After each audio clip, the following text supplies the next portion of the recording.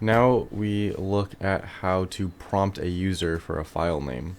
First, we have our class, then we have the method which we will be working in. We need to import the file not found exception because we are going to be bringing in files. And then we can prompt the user to enter a file name. So we can have a sys out, and in here we will ask what is the file name. We can change this to print, since we'll print the answer on the same line as well. And then we're going to need a scanner to get the file name. This scanner needs to take user input, so it's going to be scanner, and we can call this scan and set it equal to a new scanner of system.in for input stream. Import scanner, and then we can say scan, or since we're entering a file name, we'll say string, and then call this file name and set this equal to scan.next line. That way, whatever the user inputs, it will get this file name and store it in file name.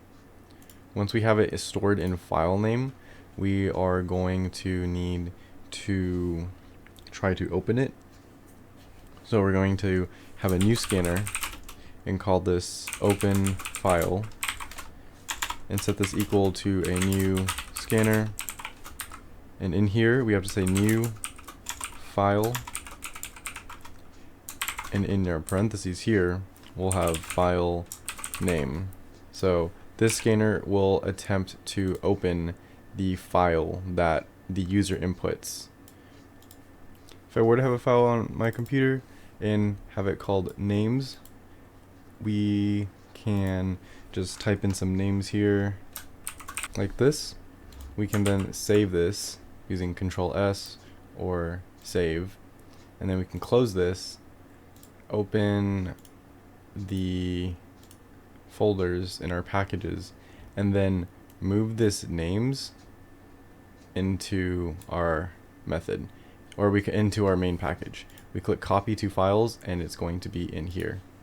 So now if we rerun it, we do names.text, it still won't print anything because we need a while loop to print this.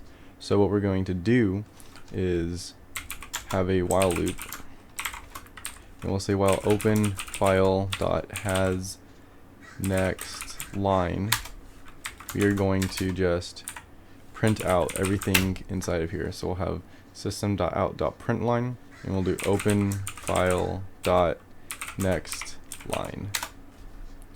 And then if we do this, we can run it, say what is the file name, we do names.text, and then it prints out all of the names in our file. So we have to have a file name here or somewhere on our computer, but if it's somewhere on the computer, we need to input a actual address right here, and then it will print out the names just like this if we use a while loop that prints out the file next. So in summary, what we're doing on this line is we are making a scanner for user input. Then we have a prompt here, and then we are going to take the user input and store it in this string file name. Then we are going to try to open a file on the computer that has the name of the user input, which is stored in file name. And then here is where we output all of the text that is in this file. And if we open this file, we can see that this is the text inside of the file.